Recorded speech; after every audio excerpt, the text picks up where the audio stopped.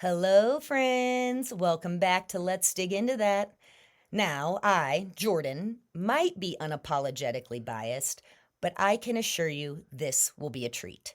Allow me to set a scene. The year 2002, location freshman dorms at the University of Missouri in Columbia. I had given myself a perm before moving out of my mom's house. The chick next door with the curly hair listened to metal. She wore a choker, had a chain wallet. She was from Cala freaking Rado, my big sunshine dream. We lived on the honors floor, so this girl was undeniably cool. 23 years later, and I am ecstatic she hasn't shaken me yet. Rachel Francine Steiker is the real deal, a stone cold bestie. JT and I beckoned her to the couch to talk about the cosmic witchcraftery that is female friendship. We'll discuss how she survived my many hairstyles and questionable choices, from breakups to weddings, from achy boobs to tough conversations. I've watched Steik, that's what I've always called her, flex her multitudes, witnessed her encourage and empower her own feral female forces, ages 5 and 7. The generosity of this woman's loyalty, her patience and wisdom. We should all be so lucky to have a friend as equally devoted to pumping us up as they are to saying it straight. If anyone is going to call me on my shit, it's Steik. I am counting on it. And if she says, I'm fine, don't worry about it, I am already on my way. She's the managing director at Code Lab in Boulder, Colorado, a badass leader in digital production and software management. I'd argue she's a wizard with boundaries, a force of adaptability, and authentic AF. Married to her own non-drinking tattooed dude, and the proud mother of 2 brave and beautiful spirits. Her husband asked I not mention the cat. They're like in a whole thing. Rachel Steiker is here to chat about the many facets of friendship and how to invest in your people. Please allow me to welcome my adventure-ready travel wingman, the woman who will sit in the muck with me, the one we are paying in snacks. Lovers and ninjas, it's the one, the only, Steik.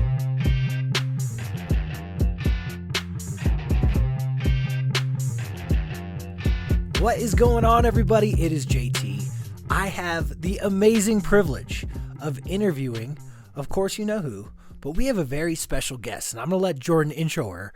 But, of course I'm here with, she's hydrated, she pees every hour, she can hold it with the best of them if she has to power. It's Jordan, everybody! I did that today with our special guest. That happened. It's like, oh my gosh, I feel so seen again. Who are we here with? We are here with Steik, my moto-loving mamacita. She's pierced and fierce, loyal, royal, and fine as hell. My sun-shielding beach babe. It's my life wife, Rachel. Oh, thank you for that intro. Thank you so much for being here, truly. Yeah, thanks it's for awesome. having me. I want to know, because you guys have such a unique, amazing friendship that I just get to sort of watch unfold.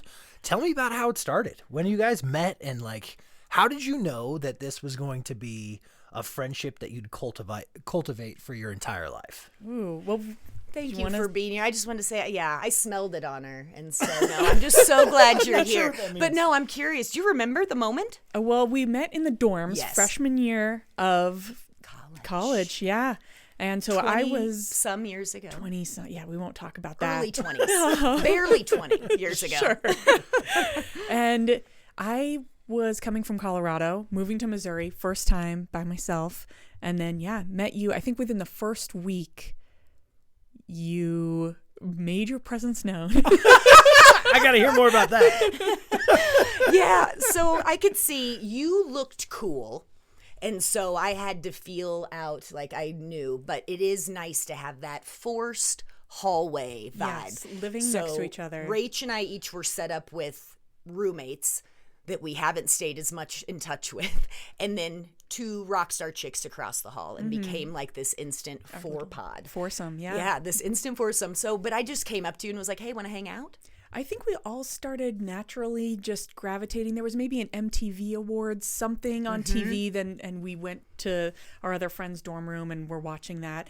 And then we had, I think in our first meeting, you asked what my, relationship status was. And I said that I had just broken up with my high school boyfriend. I'm 17, so sad. And you go, how's that going for you? Okay. Made her presence known. I get that part. So if anyone out there is wondering where Let's Dig Into That came from, I think it's my fault. And so, oh my God, like I'm a little embarrassed on the I hope I read it, but that sounds absolutely correct for me to be like, so how's that working out for you, that whole breakup? Yeah, like, oh, well, if you're going to ask, then here's all the information. Let's spill it. So Jordan, you said she looked cool. I got to hear more about that.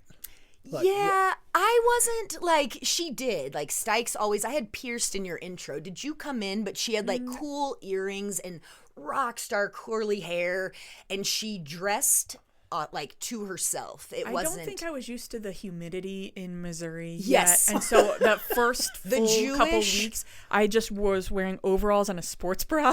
And it worked for me. Did you think my pickup, my intro line was like a pickup line to you? No, no. So how's that working out? Because she is out there. I remember you biking through campus, and she goes by me. I'm like, blazing hoot, because she is in a jean mini skirt, and I'm like, dude, rein it in. So yeah, we went there quick.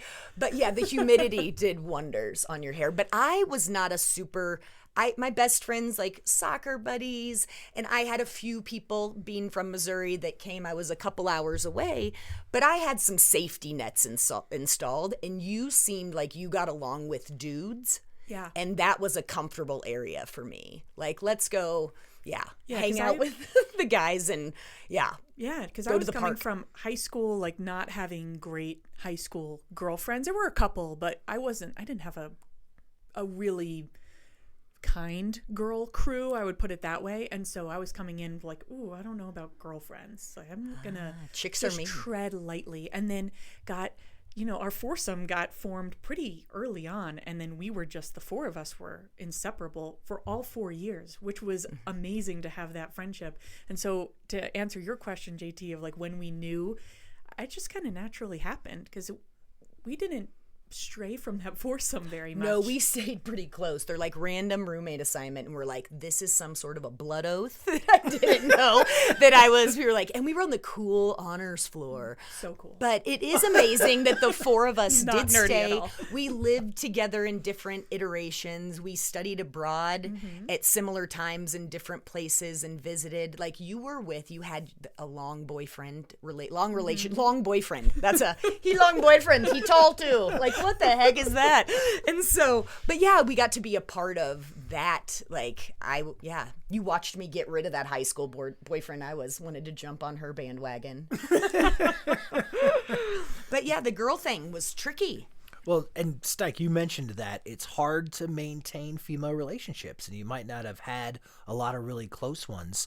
What do you think is different about this relationship that made it so much easier to connect as two girls? Was it the vulnerability of being at college? Where does that come from? Yeah, maybe just needing to have a group of people to be with. And also you and the other two women that we were friends with and close with in our foursome we weren't cutting each other down. We weren't gossiping about each other behind each other's backs. We were just we're here for fun. We're here to do college. We threw a lot of impromptu paloozas.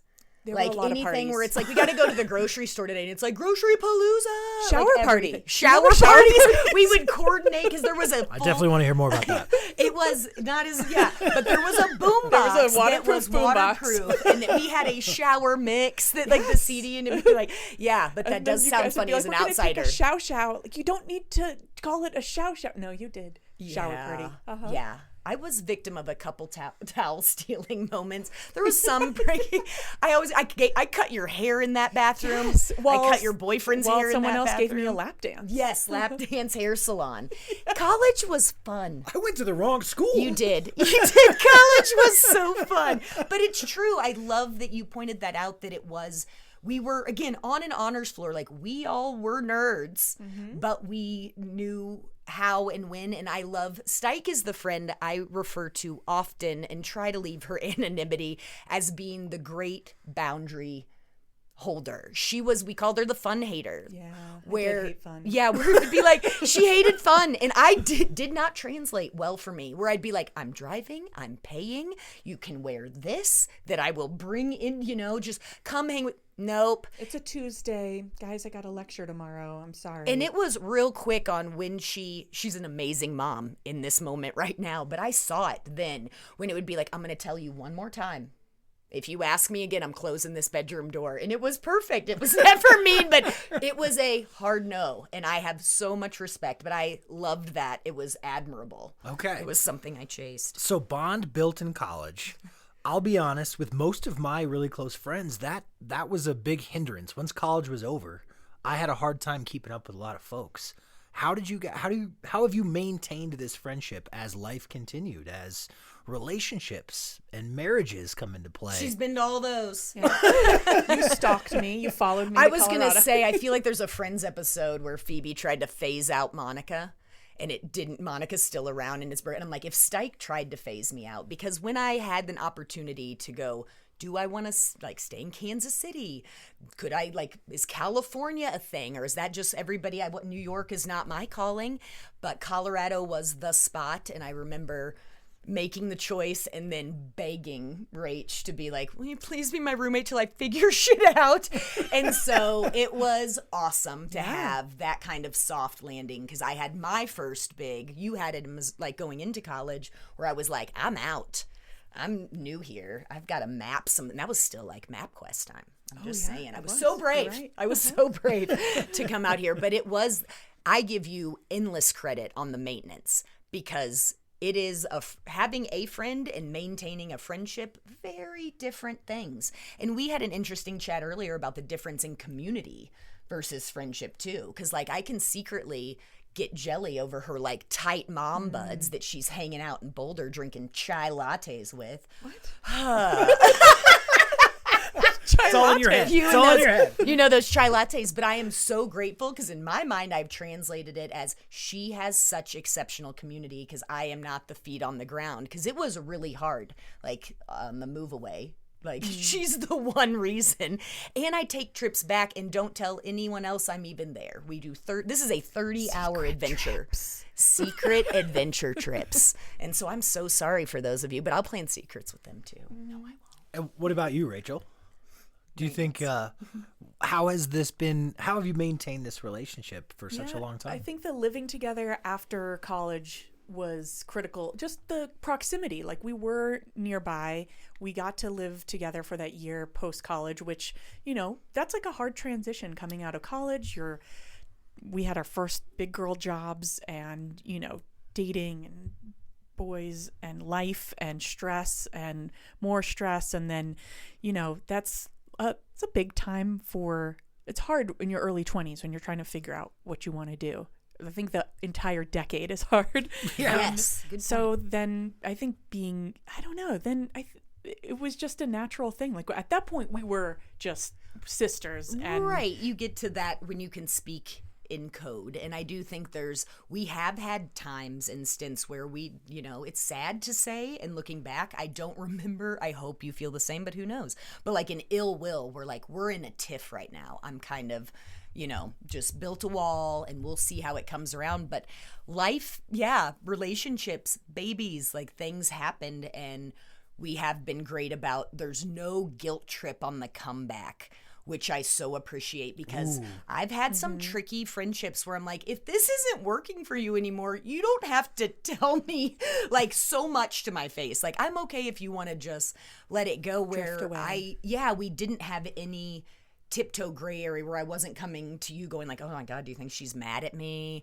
Or, that I have a relationship with you. If I think you're mad at me, I'm calling you first. Yeah. And so I didn't take it personally if she, decided to birth humans and not call me. And I'd still say she called me more. So, yeah, you're good people. I would hope not. Your communication style is interesting to me. It seems like you're very open with each other about things, especially when there's conflict involved.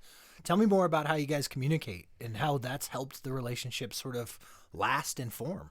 Well, there's a big communication moment with us where this is the queen of my magical intervention. I drank, like a fish, and then that fish, I drank him. I drank that fish's supply, and then I took him down, and Steik was gorgeously, courageous, because that is an incredibly difficult anytime, and there's a lot of ways it can be received and things, and we had such an established, she knows the words that could break me or make me in an instant and how to get right to my heart. And I just remember that moment of, she goes, can we take a walk? And all the words had already been said. It's like the monologue unfolded in my heart, and I was like, I'm in this. And it wasn't my first one, and that's hard to say too, but that was incredibly, and I didn't drive myself to rehab that day either, but within a month I weaned myself. It gave me so much peace. It added to my why, because I was doing it for me, and it was that bravery that had to be super freaking hard. Yeah, I'm conflict averse, so yes. I did not want to have that conversation, which is why, let's move around while we're talking about this. And it was snowing, and walking and telling me heavy stuff is a great move. Mm-hmm. Calling me out a little bit. Yes, I'm tapping you. But that was a big one, and I think that, had that can end relationships or become... And I didn't know how that would go, because drunks are super reasonable normally, and so but you listened, and you're like, I get it, and thank you for telling me. And I didn't know that that's how that would go. I thought there was a chance that you could basically just be like, screw you, you don't know what you're talking about, this conversation's over, or I don't even want to have this conversation, and see ya, or let's change topics, I don't want to listen, but let's just and instead you did listen and took it under advisement. Yeah, because when I get embarrassed, I do react angry, because I'm just like, oh shit, and I just retaliate and push back. And what was great about it is I had the pre-prepared, because this is sort of coming. Like last year, they threw me a surprise party, and I was like, holy, is this an intervention? And I didn't know what was wrong, but I'll change. So I got to know more about that, because, and again, we're all friends here. Yes. We haven't said You're this the yet. newest. Rachel Steiker married us. Mm-hmm. She, other than Cassie Fortman, who took the photos, she was the only other person at our wedding, so we're all friends here. But I have to know more about the motivation. Like, what was going through your head when you were like, I need to talk to Jordan about this? Yeah, we have never talked about this, really, I don't think. Bring it on. Right? I mean, but there was, our friendship went from amazing dorms to post-college, and then going through all kinds of stuff with, relationships, you were very babies, involved in my things. first marriage. Yes. And, you helped get me pregnant, which we'll we will get to. Yes, I sure did. That's right. And so, we went through all of that stuff, and then when we would hang out, it was not as smooth. Things were... you weren't the same Jordan that you had. Repeating stuff is a bad thing, and and just you were off. You weren't, and I also wasn't seeing you drink. So for me, I was like, what is going on? Yeah. What is happening? And why aren't we connecting? And why do I feel like something weird is going on? And then talking to my husband, who's just this week, 23 years sober. And congrats, David. Yeah. And just kind of explaining what I was experiencing. And he's like, this is what's going Textbook. on. Yeah. He and I bond over it all the time. Yeah. And it was hard to digest, and kind of, for me, hard to believe, because I wasn't seeing you drink. We would hang out, and you were very secretive. Like that was primed. Yeah. And so it was hard to reconcile what was going on. But it was...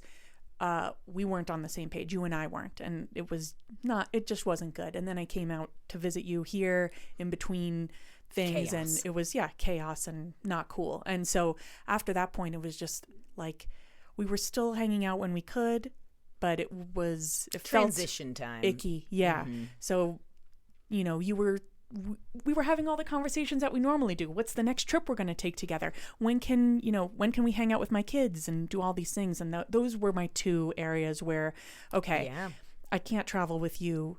under these circumstances, and my kids are off the table. That's all from it a took rela- for me. Mm-hmm. That was an easy I sell. also knew those were Yeah, that's a know you. pretty. That is a straight. That's main vein Yeah, for me exactly. to the heart. But go ahead. But I was going to be like, I wasn't, sorry to interrupt, but No. in that conversation, there was never a moment of, I'm not going to be here.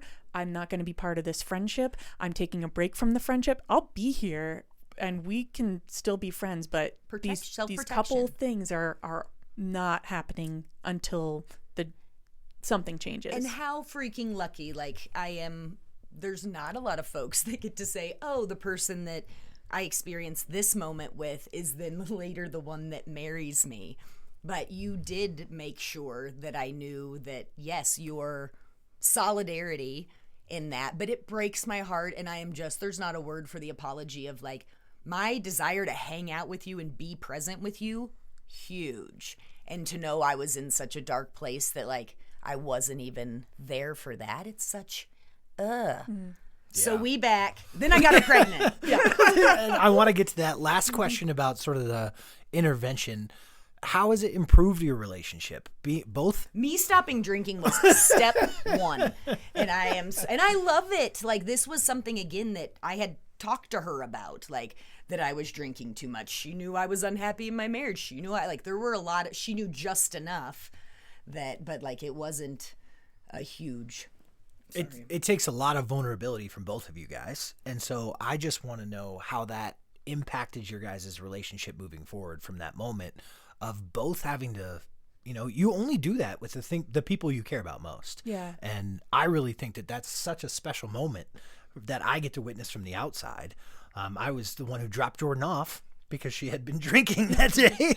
Yeah, we were getting ready to go on a vacation. Yeah. And so Right. JT, we were running errands in Boulder, dropped me off, picked me up, and I'm like, get this. And then we flew to Costa Rica and bought vodka. So I have more articulate words for the question I'm trying to ask. Do you think it was the fact that you guys were willing to be vulnerable that made your relationship survive something that significant? I don't know. I credit you with a lot of that because, again, like, you could have reacted in a way that was, telling me off and walking away from the conversation. And instead you took it to heart. And you're right that you didn't I never stop loved drinking you more that second, than I did in that moment. That was such an outpouring of love. Like, I felt so lucky. Like, she gives a shit. Say the shit. Friend goals, guys. Just saying. But yeah. All right. But now, I will say, sorry ahead. but if you hadn't stopped drinking, then I don't know how our friendship would have I don't think the intervention moment was one thing, but you actually becoming sober was a whole other. I had said to Schiff, 400 times after you became sober that, like, I have Jordan back. I have my friend back, my best friend, the person that, I missed you a lot. And That's so sweet. That's, yeah, you didn't deserve that time, but holy man, am I grateful. Yeah. But yeah, that was like, when we got in the car, it was a moment where I think we held hands and talked about it, and now we both don't drink. So you're the only drinker among us, with your honey included. well done, ladies. Now I got to know about my wife getting another woman pregnant. Tell me more about that. Yes.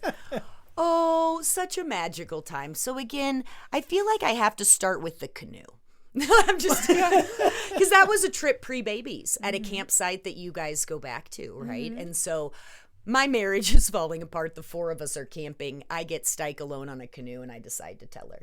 And so another vulnerable moment. And so she's there for me. And then we fast forward, and we're like, we are going to harness this. Don't waste the suffering is what we're going to do.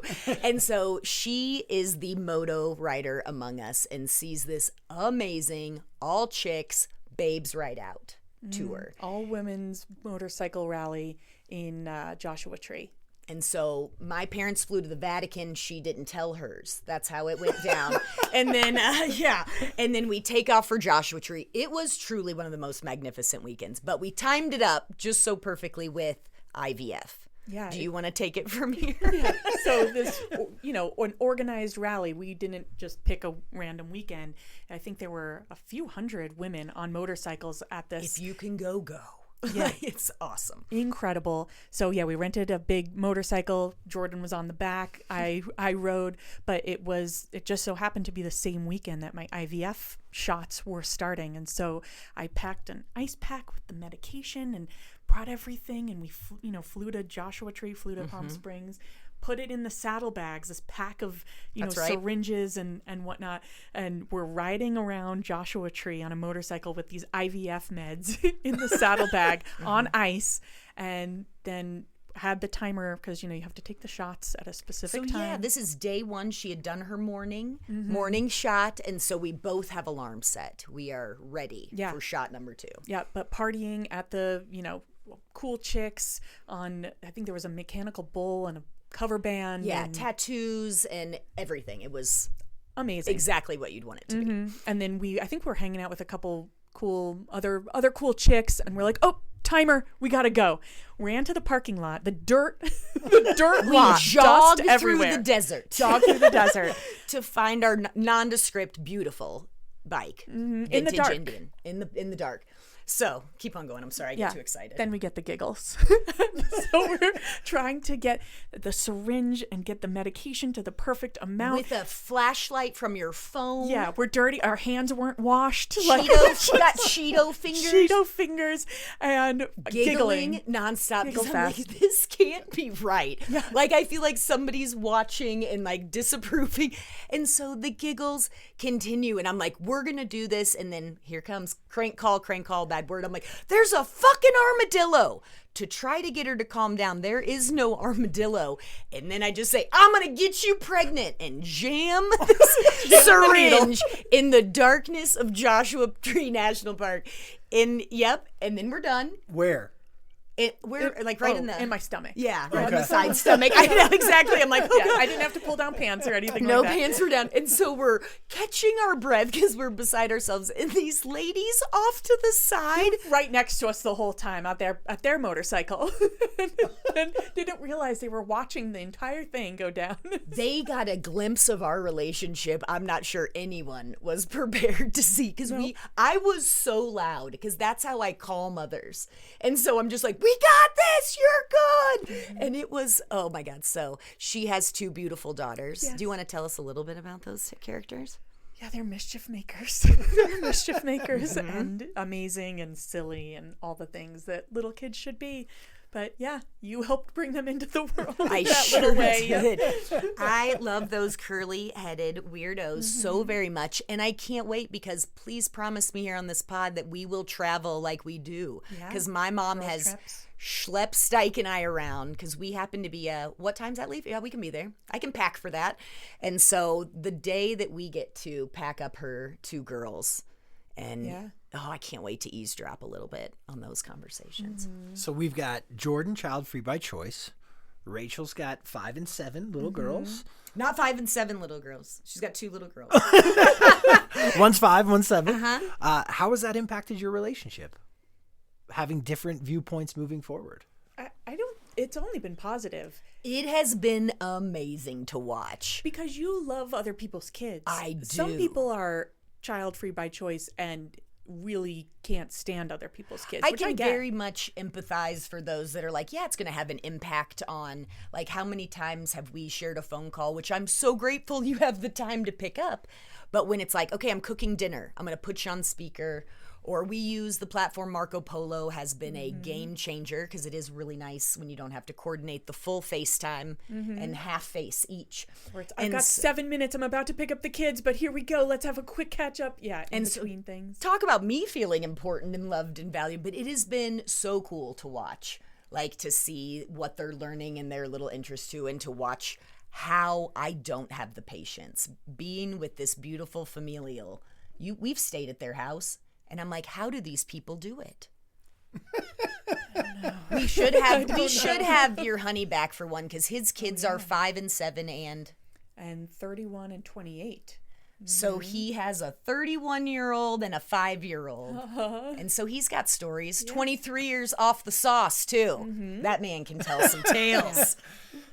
Great transition for me because my next question is pretty simple. How do you see this relationship evolving? Ooh. And when you have Mr. David Schiff, who's a little bit older, Yeah. has kids that are grown. Like, what do you see for the back half of your guys' friendship? Did you see how I just cut you out of the mic as I told you? Did you see the body language? I was just like, our future is bright. Exactly. So, JT, we've been meaning to talk to you about this. Yeah. So the future for Steik and I involves a lot of you. So, yeah, but I do see you being a huge part of my day-to-day life in my later years. Mm-hmm. Hope I mean, I have dreams of us living together again. I don't know where you are, JT, in this scenario. Out in the van. Or shift, but yeah, the husband's not sure. But I feel like there are going to be, dance parties in our future. Or, when I think I sent you a thing recently, I heard about two women who they were 80 years old and decided to do a 80 days around the world trip. Yeah. And first thing, sent it to you. That's going to be us one day, when we're 80 or we're like rocking the retirement home together, that's where we're headed. I do see it being I love the travel mindset for the future too. I think a good snapshot of how we've evolved is us getting ready to go out and dancing so hard that we would be pouring sweat. I remember waking up with like a fake eyelash, not a thing I do, like stuck to my face. And most recently, we talked about getting ready to go to an event. When we were in Palm Desert, we were back. We have apparently a thing for California. It was an awesome drag show, and we were like, that sounds amazing. Ooh, doors at 10. What if we just got ready and stayed here? And that's and that's what we did. And we put on killer music, and we had a little in the hotel room dance party and did not go out and talked about all the things. Yeah, that sounds about right. Mm-hmm. JT had this question, but I want to ask, do you have any secrets? Are you keeping anything from me? Are you keeping anything from me? I saw your face when he asked that. Yeah, no, that's a serious question. I want to know if, more specifically, is there anything that you guys don't feel comfortable sharing with each other? It's for me, the absolute opposite where okay, a thing is going down. Either I need to vent about something or something funny happened. Sext may or may not have gone to our neighborhood instead of her husband this week sent it was actually pretty cool as far as sex go. It fell right in the sweet spot. Why are you telling this story? How do you know this already? Because that's friendship. Because that's friendship. Guess what just happened? Yes, and I love Steik's response in the group text is, oh, period, my period, God. And so, yeah, there's not a lot off the table. No. I think for me, it's like timing, because I would be the one to overshare. No shock here. And then I'd be like, ooh, this one might scare her away. But she's totally my friend. I'm like, hey, this looks weird. Come check it out. Let me unzip. And she'd be like, Jordan, please don't. Yeah, I was asking about your crusty toes this morning. So yeah, I didn't appreciate it. Pedicure, and they both got me pedicures for my birthday. I did not think I had crusty feet. It's what you asked for. That's true. I do love a good spa treatment. But am I a lot of effort, though? No secrets. I appreciated that. No secrets. Yeah. But not in a there's a rule between us. No secrets ever. It's just you're my person who I'm going to say, I tell you everything, because I know there's not going to be judgment. You're going to be on my side. But also if there's, if maybe my perspective on something, or you're going to tell it to my face if something's That's off true. Or, I need to chill for a minute about whatever it may be. There's the no judgment piece, but there's also the, you're going to tell it like it is. And that's the finesse that I wish we could gift every young person in the friendship moment, is being able to read, because I think you have it. I thought you taught me, but who knows?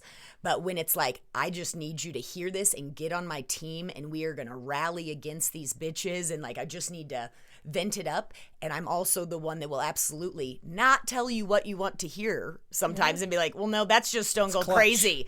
That's crazy. That's the dumbest thing I've ever heard. And so I think that is a really nice boundary. And there's I would say you are such a beautiful, going back on the effort side, of I have so much I want to tell you, but it's never obligatory. I don't feel any essence of keeping score. There's not like, oh, I called her 3 times and she's so busy she hasn't called me back. Screw that. If I got something I need to tell you. Have there ever been jealousy moments for you guys with other friends that come into your life or relationships? Or? Yeah. I'll get a little jealous. Friendship jealous. I think that's sweet. I know that's why I couldn't have kids, because her knowing other moms, I had to like be that one aunt.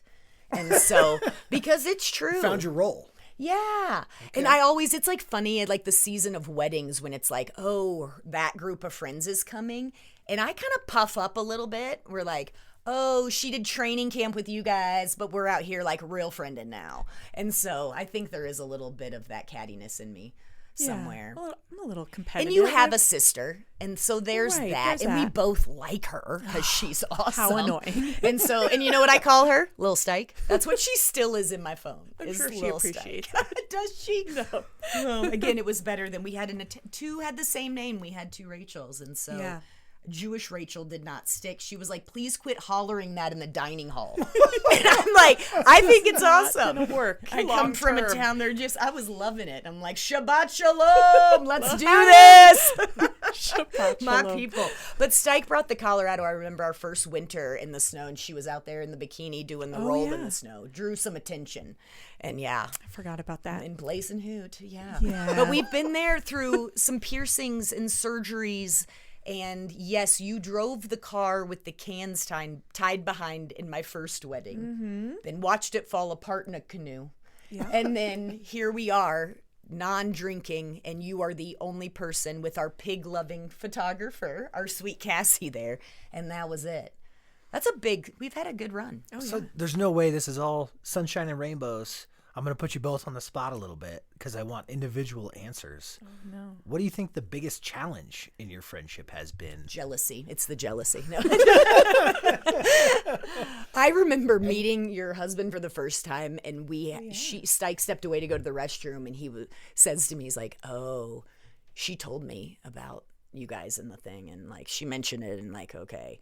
I just mortified, and I'm like, she's talking about me, who she's loved, and he was just screwing with me, and so we have been so tight ever since we left that meal, friends. But I was like, okay, he's gonna keep me on the edge of my seat. But I was rocked because he was like, I'm really glad you guys pulled through, because that was like really upsetting to hear about, and I was like, and you guys have been together a long time.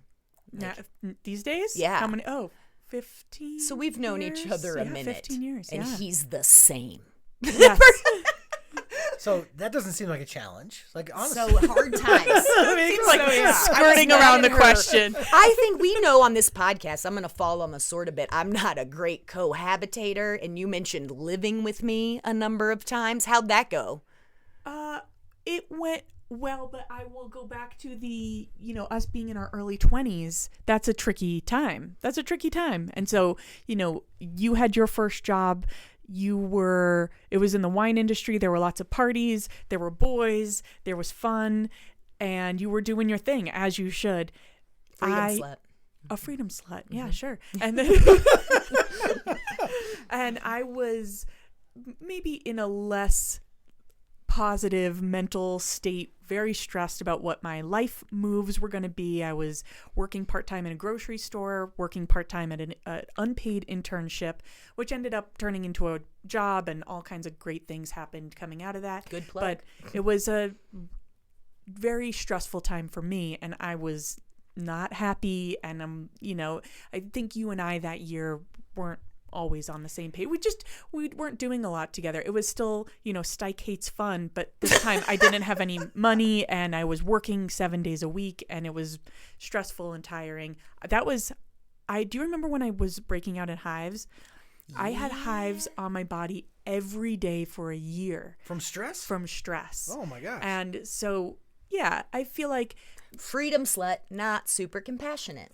but we weren't doing the same, and it was not a bad thing, not a knock on us as roommates or anything like that. But yeah, it was just like a weird time. Yeah, the vibe was off, but it was just like, I wish Steik was up for, like, which was a little, we were, I think, careful-ish with each other. Like, there was a lot of just like respect and stuff, but we we had to go through some things, I think, simultaneously. And I don't think when we did move out of that place, we didn't hang out for a while after that. Like many Because months. I had to move in with a boy.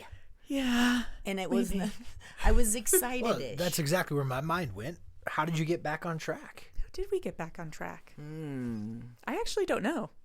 I don't remember.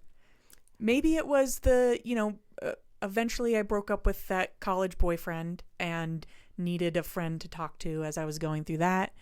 And who better I know. than old invasive question asker Jordan? But I do think I'm very much known for, I just was telling a story about a mutual friend that I hadn't heard from in a while, that if somebody kind of resurfaces and pops up, or I see something that reminds me of them, if there's, coming from a good place, if I want to engage in that conversation, I'll definitely reach out. So there was never a chance she was going to shake me for life.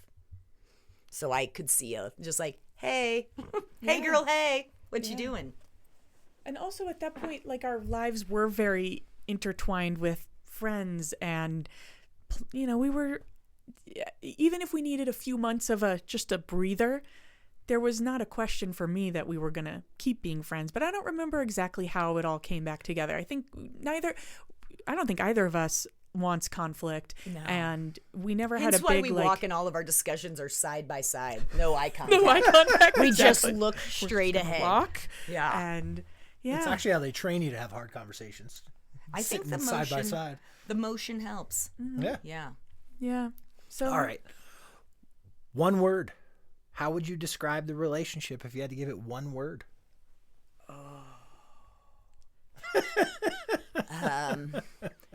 Oh my, that is a good one. I know. Let's see.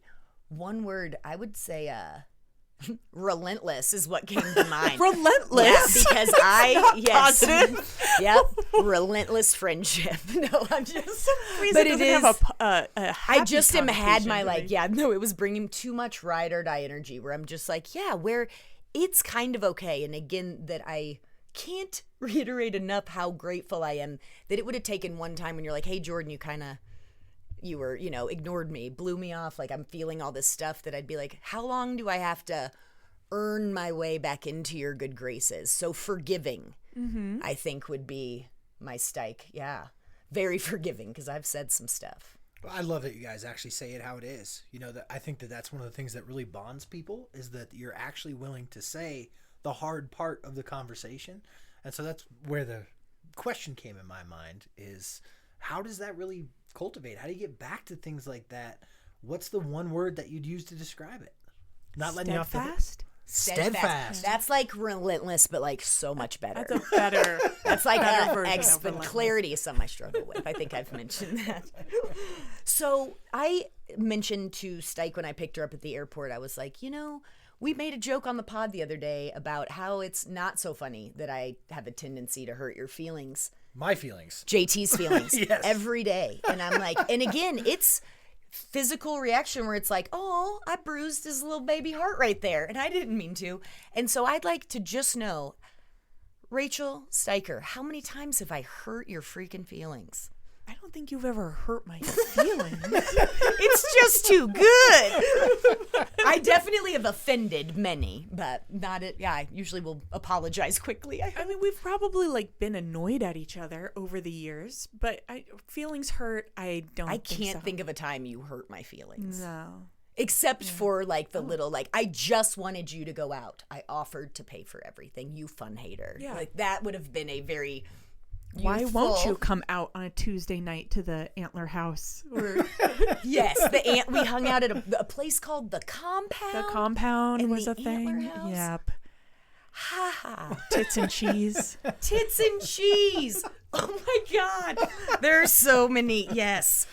Many memories. Would you guys say your personalities are similar or different? Compatible. But I think we're I have friends that are much more like me. But I think you inspire me. I've learned so much. You are a horizon broadener. I'd never taken up getting my own motorcycle, but that's not something that's, that's usually you kind of hang with that crew. And so I love that. Yeah. But I think we're both motivated, again, honors floor, and wanting Yes. to do things. We have aspirations, we have goals. We're not, Yes. we're social, but in different ways. And I think we're different, but yeah, compatible hits the nail on the head. Yeah, I think. said I love that we've gone on little getaways where I'm like, if you're reading a book and it's just the two of us on a trip, I feel so much love in that moment where I'm like, she good. Like, she's so happy. She needs nothing from me. And like, just our being together. And that's a super neat place to finally reach. I actually think we've become more similar over the years. When I was younger, I was a little more angsty, or I did hate fun. Amsterdam is what Emo. comes to mind as a personality. emo, What about personality differences? Amsterdam, we went on again, college, so we have no money. I booked us a hostel. I am so sorry, but I'm pretty sure there were 30 people in our room. In one room. I never took my shoes off. The bathroom was disgusting. Yep. Didn't use it. So there was a personality difference that I just love on that trip. You ended your trip with tulips, but we went to Haagen-Dazs. Oh yeah, Amsterdam college. Right. We're going to I think everybody imbibe, has the pass. and I don't really do weed. So, That's right. the only natural choice was to eat an entire weed brownie and drink a weed smoothie at Oh one my sitting. gosh. And so Incapacitated. she was not capacitated at all.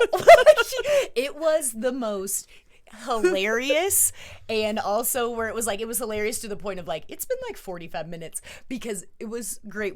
She's like, I need to be somewhere I'm comfortable, and I was like, I will move mountains because that's the pits if you're feeling icky. And so Haagen-Dazs, yay, America. So we get a table and I'm just like, oh my gosh, look at these. We got flashed by dudes in Yeah, and kilts. kilts. There's all this stuff. And she goes, what about doing a little more walking? No walking. I can't walk. Okay. And so we're sitting back down and I'm just chatting away, and then it's no talking. I can't talk. And so we are Uncomfortably in high. Amsterdam, and Jordan, I'm uncomfortably high. I have a jump rope smile. And that's all she said.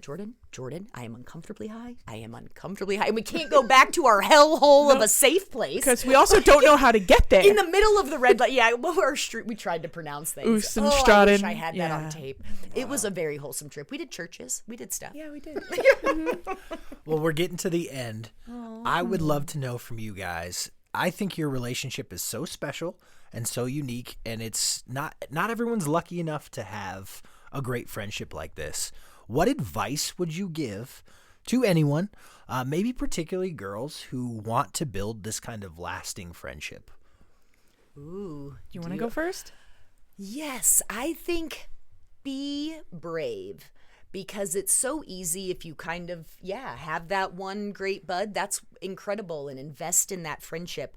But I think that being brave, because you never know when you might have just that perfect little, even if your interests aren't all the same, but you may have this amazing new, and even if that friend introduces you to the next one. But I think I have to encourage myself a lot because I usually, the introvert in me, it's like, I've got Steik, I'm good. I got girlfriends. I don't need any more, But I also think it's incredibly important that it's a two-way street. It is a relationship, and work is the word we use in like a romantic, which we both kind of, about, where I think that it's an investment of energy. Like, I want that person to know that I care, and I also count on them for being there for me. And so I think that taking stock of your, like, so-and-so's working really hard, and I've kind of been, shuffling them off. Like, maybe you let that friendship go, or maybe show a little love to who's giving you all that kind of care. That's Yeah, what do you think, Steik? For me, I was, again, coming from high school where I didn't have a lot of girlfriends that I felt like I could rely on. I'm not a very touchy-feely person physically and emotionally. And so being vulnerable and open to female friendships was not something I was necessarily ready for, but over the years, I've become more open to friendships, meeting friends, and just, giving it a chance. Like you're saying, to be brave about, okay, I'm going to meet this person and let's just try this out from, kind of dating, but friendship. Yeah. And I think just giving friendship a chance. I don't know. That sounds Right. cheesy, but that's kind of where it, for me, like not putting up boundaries and letting that be a little more open, a little more touchy-feely. I don't know. Absolutely. And I think it's important to me for your girls to witness in us that we chose each other. They have this built-in awesome sister moment, but this is and how we maintain that. Like, I am only behaving this way because now I'm setting a good example. Yeah. And so, That's the only reason. yeah, that's why I'm doing this. But no, it is truly an honor from the bottom of my my talon crusty feet, that it is just absolutely amazing. And I'm so glad you let me just ignore all your boundaries on our very first chat. Thank you for having me. This is, oh man. Yeah. You guys are This special. felt good. I think that this is a really cool thing for people to listen to because, again, I'm envious. I have great friendships, but I don't get to see them as regularly. And I'm learning that, I need to put in some more effort possibly. I need to be a little bit more open. That's what I'm really taking away from this conversation is that you guys tell each other the hard things. When there isn't someone else that you feel comfortable going to, you have someone that you can actually go to and say, hey, I'm having this problem. And I don't need you to do anything about it. I just need to tell someone. That's really special. Truly. Wingman. Yeah. Wingman. And not that we were hunting for validation, because God only knows we didn't need it. But if this conversation could inspire, like, oh my God, I heard Jordan and Rach say this, like that made me miss so-and-so, and this leads to one phone call or one plan, like, you know what, we're going to do a girls trip. Because I will say, big fans. We had to skip a year, and it's not going great for me. And so, yeah, fine. If there's a way to, and your boys are doing a little like cabin December kind of group thing. And so I think that's really special if you can, pick up the phone, text somebody. Absolutely. Because likes are not friendships. That's contact. Yeah.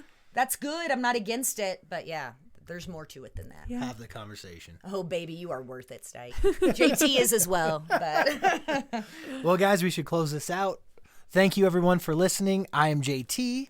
I'm Jordan. I'm Rachel Steiker. I love it. Until next time. Be brave, beautiful friends.